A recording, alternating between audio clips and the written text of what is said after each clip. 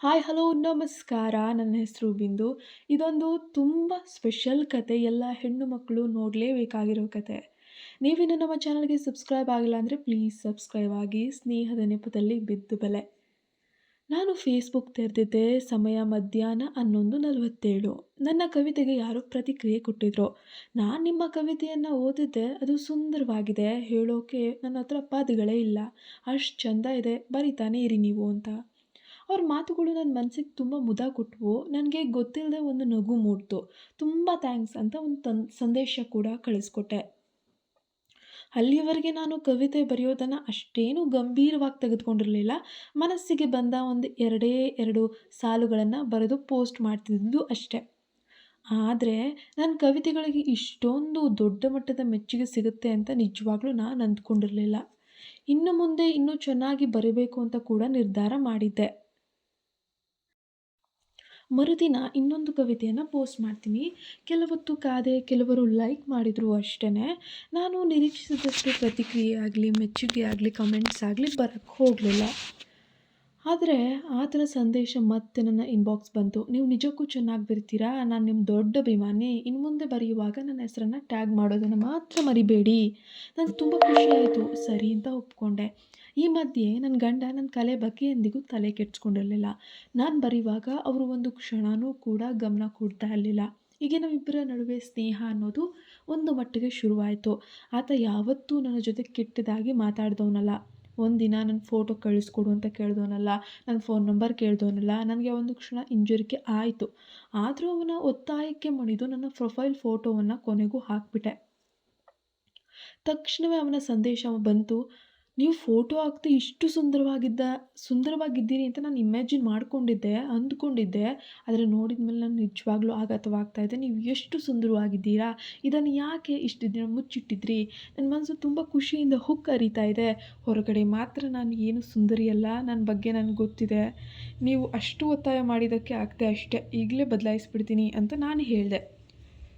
ಛೇ ಬದಲಾಯಿಸಬೇಡಿ. ದೇವರು ಅಷ್ಟು ಸೌಂದರ್ಯ ಕೊಟ್ಟಿರುವಾಗ ಅದನ್ನು ಮುಚ್ಚಿಡುವುದು ಸರಿಯಲ್ಲ ಅಂತ ಅವರು ವಾದ ಮಾಡೋಕ್ಕೆ ಶುರು ಮಾಡ್ತಾರೆ.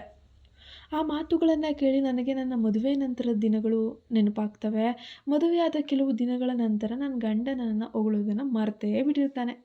ನಾನು ಎಷ್ಟು ಚೆನ್ನಾಗಿ ಅಲಂಕಾರ ಮಾಡಿಕೊಂಡ್ರೂ ಅವರು ಅದಕ್ಕೆ ಯಾವುದೇ ರೀತಿಯ ಮೆಚ್ಚುಗೆಯನ್ನು ಕೊಡ್ತಾನೆ ಇರಲಿಲ್ಲ. ಸರಿ, ಹಾಗಾದರೆ ಫೋಟೋ ಬದಲಾಯಿಸಲ್ಲ ಅಂತ ಹೇಳಿ ಅವರ ಮಾತಿಗೆ ಒಪ್ಕೊಳ್ತೀನಿ. ದಿನ ಕಳೆದಂತೆ ಅವರು ನನ್ನ ಕವಿತೆಗಳನ್ನು ಹೊಗಳುವುದು ಮತ್ತು ನನ್ನ ಸೌಂದರ್ಯವನ್ನು ಕೊಂಡಾಡುವುದನ್ನು ಶುರು ಮಾಡಿಕೊಳ್ತಾರೆ. ಹೀಗೆ ನಿಧಾನವಾಗಿ ನನ್ನ ಮನಸ್ಸಿನಲ್ಲಿ ಜಾಗವನ್ನು ಮಾಡಿಕೊಳ್ತಾರೆ. ತನಗೇನಿಷ್ಟ, ತನ್ನ ಸೌಂದರ್ಯವನ್ನು ಹೊಗಳಿದ್ರೆ ತನಗೆಷ್ಟು ಖುಷಿಯಾಗುತ್ತೆ ಅನ್ನೋದು ಅವರಿಗೆ ತುಂಬ ಅಂದಾಜಾಗಿರುತ್ತೆ. ಒಂದಿನ ನಾನು "ನಿನ್ನ ಗಂಡನ ಸ್ಥಾನದಲ್ಲಿದ್ದರೆ ಸಾಯೋವರೆಗೂ ನಿನ್ನನ್ನು ಪ್ರೀತಿಸ್ತಾ ಇದ್ದೆ, ಆರಾಧಿಸ್ತಾನೆ ಇರ್ತಿದ್ದೆ" ಅಂತ ಹೇಳಿಬಿಟ್ರು. ಅದು ಯಾಕೆ ಅಂತ ನಾನು ಕೇಳಿದೆ. "ಮೊದಲನೇದಾಗಿ ನೀನು ತುಂಬ ಅಂದರೆ ತುಂಬ ಸುಂದರಿಯಾಗಿದ್ಯಾ. ಅದ್ರ ಜೊತೆ ಒಳ್ಳೆ ಬರಹಗಾರ್ತಿ ಕೂಡ. ನಿನ್ನಂಥವಳು ಸಿಕ್ಕರೆ ನನ್ನ ಜೀವನ ಎಷ್ಟು ಚೆನ್ನಾಗಿರ್ತಿತ್ತಲ್ವಾ. ನಿನ್ನ ಗಂಡನಿಗೆ ಇದು ಯಾಕೋ ಅರ್ಥ ಆಗ್ತಾ ಇಲ್ಲ. ನನಗಂತೂ ಗೊತ್ತಿಲ್ಲ. ಅವನಿಗೆ ಇವೆಲ್ಲ ಅರ್ಥವಾಗಿದ್ರೆ ನಿನ್ನನ್ನು ಹೀಗೆ ನಿರ್ಲಕ್ಷ್ಯ ಮಾಡ್ತಾನೆ ಇರಲಿಲ್ಲ ಬಿಡು" ಅಂತ ಅಂದ. ಅವರ ಮಾತು ನನಗೆ ಇಷ್ಟವಾಯಿತು. ಆದರೆ ನಗುವಿನ ಇಮೋಜಿಯನ್ನು ಕಳಿಸ್ಕೊಟ್ಟೆ. ನಂತರ ನನ್ನ ಗಂಡ ನನ್ನನ್ನು ಚೆನ್ನಾಗಿ ನೋಡ್ಕೊಳ್ತಾನೆ ಅಂತ ತುಂಬ ಪ್ರೀತಿಸ್ತಾನೆ ಅಂತಲೂ ಹೇಳಿದೆ. ನಾನು ಹಾಗೆ ಹೇಳಿದರೂ ಮನಸ್ಸಿಗೆ ಒಂದು ರೀತಿಯ ಬೇಜಾರಾಯಿತು. ಮುಂದಿನ ದಿನಗಳಲ್ಲಿ ಅವರು ನನ್ನ ಗಂಡನ ನ್ಯೂನತೆಗಳು ಮತ್ತು ನನ್ನ ಕಲೆಯ ಬಗ್ಗೆ ನನ್ನನ್ನು ಹೊಗಳೋದು, ನನ್ನ ಗಂಡನನ್ನು ದೂಷಿಸೋದು ಇದ್ರ ಬಗ್ಗೆ ಮಾತ್ರ ಮಾತಾಡೋಕ್ಕೆ ಶುರು ಮಾಡ್ತಾರೆ. ನಮ್ಮ ಸಂಬಂಧ ನಿಧಾನವಾಗಿ ಬೆಳೀತು. ನಾವು ಪರಸ್ಪರ ನೋಡುವುದ್ರ ಬಗ್ಗೆ ಮಾತಾಡೋಕ್ಕೆ ಶುರು ಮಾಡ್ಕೊಂಡ್ವಿ. ಮೊದಲಿಗೆ ನಾನು ಒಪ್ಪಲಿಲ್ಲ. ಆದರೆ ಅವರ ಒತ್ತಾಯಕ್ಕೆ ಮಣಿದೆ. ಈ ಹಂತದವರೆಗೆ ಅವರು ನನ್ನನ್ನು ಗೆಲ್ಲಲು ಯಶಸ್ವಿಯಾಗಿಬಿಟ್ರು. ಏಕೆಂದರೆ ಅವರ ಮಾತನ್ನು ನಾನು ತಾಳ್ಮೆಯಿಂದ ಕೇಳಿಸ್ಕೊಳ್ತಾ ಇದ್ದಾರೆ. ನಂತರ ನಾನು ಅವರನ್ನು ಭೇಟಿಯಾಗಲು ಓಕೆ ಅಂತ ಹೇಳಿ ಗ್ರೀನ್ ಸಿಗ್ನಲ್ ಕೊಟ್ಟೆ. ಇದೇ ಸಮಯದಲ್ಲಿ ಅವರು ನನ್ನ ಫೋನ್ ನಂಬರನ್ನು ಕೂಡ ಪಡೆದುಕೊಂಡೇ ಬಿಟ್ಟರು. ನಂತರ ಪ್ರತಿದಿನ ನನಗೆ ಫೋನ್ ಮಾಡ್ತಾಯಿದ್ರು. ಅವರ ಮಾತುಗಳು ತುಂಬ ಪ್ರೀತಿಯಿಂದ ಬರ್ತಾಯಿದ್ವು, ತುಂಬ ಪ್ರೀತಿಯಿಂದ ತುಂಬಿರ್ತಾಯಿದ್ವು. ಒಂದಿನ ಅವರು "ನಿನ್ನನ್ನು ಭೇಟಿಯಾಗಬೇಕು" ಅಂತ ಹೇಳ್ತಾರೆ. "ಅದು ಸಾಧ್ಯವಿಲ್ಲ. ನನಗೆ ಭಯವಾಗ್ತಿದೆ. ನೀನು ನನ್ನನ್ನು ನೋಡಿದ್ದೀಯಾ. ಇದಕ್ಕಿಂತ ಹೆಚ್ಚಿನದನ್ನು ನಿರೀಕ್ಷಿಸೋಕ್ಕೆ ಹೋಗಬೇಡ. ಅದು ಒಳ್ಳೆಯದು ಅಲ್ಲ" ಅಂತ ಹೇಳಿದೆ. "ಅಯ್ಯೋ! ಯಾಕೆ ಹೆದರ್ತೀಯ? ನಮ್ಮಿಬ್ಬರ ವಿಷಯ ಬೇರೆ ಯಾರಿಗೂ ಗೊತ್ತಾಗಲ್ಲ. ಹಾಗಾದರೆ ಇದರಲ್ಲಿ ಏನು ತಪ್ಪು? ನಿನ್ನ ಗಂಡನಿಗೂ ಗೊತ್ತಾಗಲ್ಲ. ಜೀವನ ಇರುವುದೇ ಒಂದೇ ಒಂದು. ನೀನು ಇಲ್ಲಿ ಖುಷಿಯಾಗಿಲ್ಲ ಅಂದರೆ ಎಲ್ಲಿ ಖುಷಿಯಾಗಿರ್ತೀಯ? ಸ್ವಲ್ಪ ಸಮಯದ ನಂತರ ನೀನು ಕುಡಿತ ಮತ್ತು ಕೆಟ್ಟ ಹವ್ಯಾಸಗಳಿಗೆ ಬಲಿಯಾಗಬಹುದು. ಅಥವಾ ನಿನ್ನ ಮೈಂಡ್‌ಸೆಟ್ ಬೇರೆ ಆಗ್ಬೋದು. ನೀನು ಡಿಪ್ರೆಷನ್‌ಗೆ ಹೋಗ್ಬೋದು. ನಿನಗೂ ಒಂದು ಆಸೆ ಅಂತ ಇರುತ್ತೆ. ಜೀವನದ ಮೇಲೆ ಜಿಗುಪ್ಸೆ ಬಂದುಬಿಡುತ್ತೆ. ಆಮೇಲೆ ಯೋಚನೆ ಮಾಡು, ಜೀವನ ಪ್ರಯೋಜನ ಇಲ್ಲ. ಜೀವನದಲ್ಲಿ ಎಲ್ಲರಿಗೂ ಈ ರೀತಿಯ ಸಂಬಂಧಗಳು ಖಂಡಿತ ಇರ್ತವೆ. ಅವೆಲ್ಲವೂ ಕೂಡ ಸೀಕ್ರೆಟ್ ಆಗಿರ್ತವೆ. ಇಲ್ಲದವರು ಮೂರ್ಖರಷ್ಟೇ ಅಂತ ಹೇಳಿ ನನ್ನನ್ನು ಒಪ್ಪಿಸೋಕೆ ಪ್ರಯತ್ನ ತುಂಬ ಪಟ್ಟರು. ಆದರೂ ಅಂತ ನಾನು ಅರ್ಧಕ್ಕೆ ಮಾತು ನಿಲ್ಲಿಸಿದೆ. ಆದರೆ ಇಲ್ಲ, ನಾನು ಸೋಮವಾರ 9:30ಗೆ ಇರ್ತೇನೆ. 10ಕ್ಕೆ ನಿಮ್ಮ ಮನೆಗೆ ಬರುವೆ. ಹೆಚ್ಚು ಮಾತಾಡೋಕ್ಕೆ ಹೋಗಲ್ಲ, ಬಾತ್ರೂಮ್ಗೂ ಹೋಗಲ್ಲ, ಅದು ಇದು ಅಂತ ಏನು ಹಿಂಸೆ ಮಾಡಲ್ಲ ಅಂತ ಮಾತನ್ನು ಮುಗಿಸಿದ್ರು.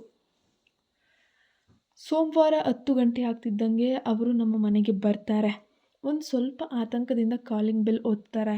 ನಾನು ಬಾಗಿಲನ್ನು ತೆರೆದು ಅವರನ್ನು ಒಳಗೆ ಕರಿತೀನಿ. ಅವರು ನನ್ನನ್ನೇ ದಿಟ್ಟಿಸಿ ನೋಡ್ತಾ ಇದ್ದಾರೆ. ಫುಲ್ಲು ಮೇಲಿಂದ ಕೆಳಗೆ ನೋಡ್ತಿದ್ದಾರೆ. ನಾನು ನಾಚಿಕೆಯಿಂದ ತಲೆ ತಗ್ಗಿಸಿ ನಿಂತುಬಿಟ್ಟೆ. ನಾನು ಕುಳಿತುಕೊಳ್ಳಿ ಅಂತ ಸೋಫಾನ ತೋರಿಸ್ದೆ. ಅವರು ಸೋಫಾದ ಮೇಲೆ ನಿಧಾನವಾಗಿ ಕುಳಿತುಕೊಂಡ್ರು. ಏನು ಬೇಕು ಅಂತ ಕೇಳಿದೆ. ಒಂದು ಬಿಸಿ ಬಿಸಿ ಕಾಫಿ ಅಂತ ನಕ್ಕಿದ್ರು. ನಾನು ಕಾಫಿ ಮಾಡಲು ಹಿಂತಿರುಗಿದಾಗ ಬೇಡ ಬೇಡ, ಈಗ ಒಂದು ಲೋಟ ತಣ್ಣಗಿರೋ ನೀರು ಕೊಟ್ಟರೆ ಸಾಕು ಅಂತ ಅಂದರು. ನಾನು ನೀರು ತಂದು ಸೋಫಾದ ಮೇಲೆ ಅವ್ರ ಎದುರು ಕುಳಿತೆ. ನನಗೆ ಭಯವಾಗ್ತಿದೆ ಅಂತ ಹೇಳಿದೆ. ಯಾಕೆ? ಇದು ತಪ್ಪಲ್ಲ. ನಾವು ಮನುಷ್ಯರು, ನಮಗೂ ಭಾವನೆಗಳಿರ್ತಾವಲ್ವಾ? ನಮ್ಮ ಆಸೆಗಳನ್ನು ಯಾಕೆ ತಡೆಹಿಡಿಬೇಕು? ನಾಳೆ ನಾವು ಸತ್ತರೆ ಏನಾಗುತ್ತೆ? ಎಲ್ಲವೂ ಮುಗಿದೋಗುತ್ತೆ. ಮನುಷ್ಯನ ಜೀವನಕ್ಕೆ ಯಾವುದೇ ಗ್ಯಾರಂಟಿ ಇಲ್ಲ ಕಣ್ರಿ. ಬದುಕಿರುವವರೆಗೂ ಖುಷಿಯಾಗಿರೋದು ತುಂಬ ದೊಡ್ಡ ವಿಚಾರ. ಅದನ್ನು ಅರ್ಥ ಮಾಡ್ಕೋಬೇಕಾಗಿರೋದು ನಿಮ್ಮಂಥ ಬುದ್ಧಿವಂತರು. ಆದರೆ ನಿಮ್ಮ ಗಂಡ ಇನ್ನೂ ಮಲಗಿದ್ದಾರಾ ಅಂತ ಕೇಳಿದರು. ನಾನು ತಲೆ ಅಲ್ಲಾಡಿಸ್ದೆ. ಆಗಲೇ ಅವರು ನನ್ನ ಹತ್ತಿರಕ್ಕೆ ಬಂದು ನಿಂತು, ಅಂದರೆ ಮನೆಯಲ್ಲಿ ಯಾರೂ ಇಲ್ಲ ಅಂತಾನೆ ತಾನೇ ಅರ್ಥ?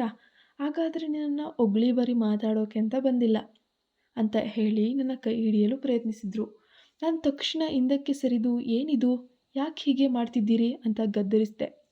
ಅವನು ನಗುತ್ತಲೇ, ಪ್ರೀತಿ ಪ್ರೀತಿ ಪ್ರೀತಿ ಅಂದರೆ ಹೀಗೆ ತಾನೇ ಇರೋದು, ನಾಟಕ ಎಲ್ಲ ಬೇಡ ಅಂತ ನನ್ನನ್ನು ಮತ್ತೆ ಮುಟ್ಟೋಕೆ ಪ್ರಯತ್ನ ಮಾಡ್ತಾನೇ ಇದ್ದ.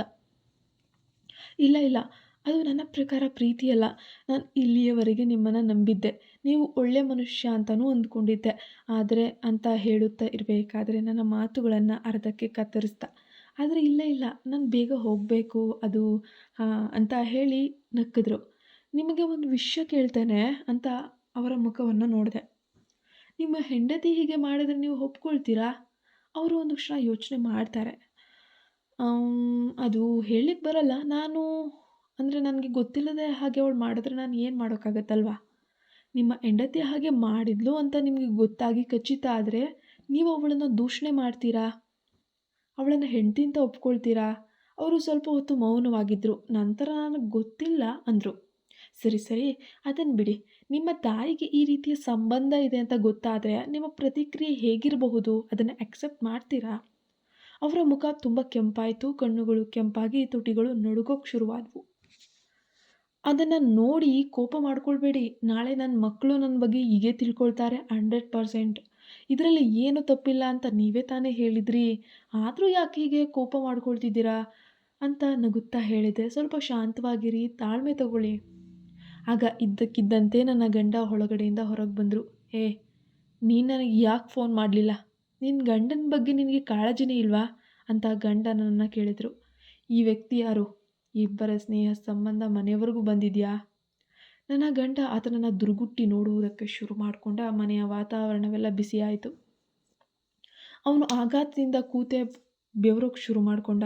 ಅವನ ಮುಂದಿದ್ದ ಒಂದು ಲೋಟ ನೀರನ್ನು ತೆಗೆದುಕೊಂಡು ಒಂದೇ ಗುಟುಕಿನಲ್ಲಿ ಎಲ್ಲವನ್ನ ಕುಡಿದು ಬಿಟ್ಟ.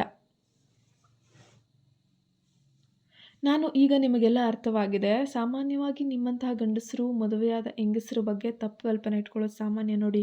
ಗಂಡ ಹೆಂಡತಿ ಸಂಬಂಧ ಕೇವಲ ದೈಹಿಕ ಸಂಬಂಧಕ್ಕೆ ಸೀಮಿತ ಆಗಿರಲ್ಲ.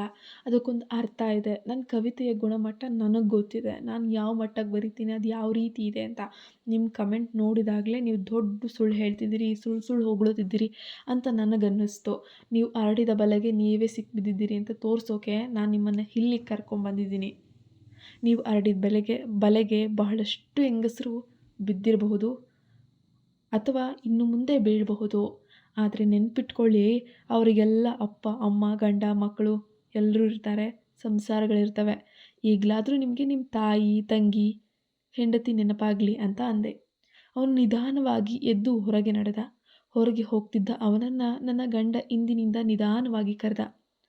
ಆ ಕವಿತೆ ಅದನ್ನು ಬರೆದಿದ್ದು ಅವಳಲ್ಲ, ನಾನು ಅಂತ ನಕ್ಕಿದ್ದ. ಈ ಕಥೆಯ ಮೂಲಕ ನಿಮ್ಗೇನು ಗೊತ್ತಾಯಿತೋ, ಇದೇ ರೀತಿ ಸೋಷಿಯಲ್ ಮೀಡಿಯಾದಲ್ಲಿ ಫ್ರಾಡ್ಸ್ ತುಂಬ ಇರ್ತಾರೆ. ಈ ಕಥೆಯನ್ನು ಶೇರ್ ಮಾಡೋದನ್ನು ಮರಿಬೇಡಿ. ನಮ್ಮ ಚಾನಲ್ಗೆ ನೀವಿನ್ನೂ ಸಬ್ಸ್ಕ್ರೈಬ್ ಆಗಿಲ್ಲ ಅಂದರೆ ಪ್ಲೀಸ್ ಸಬ್ಸ್ಕ್ರೈಬ್ ಆಗಿ ಸಪೋರ್ಟ್ ಮಾಡಿ.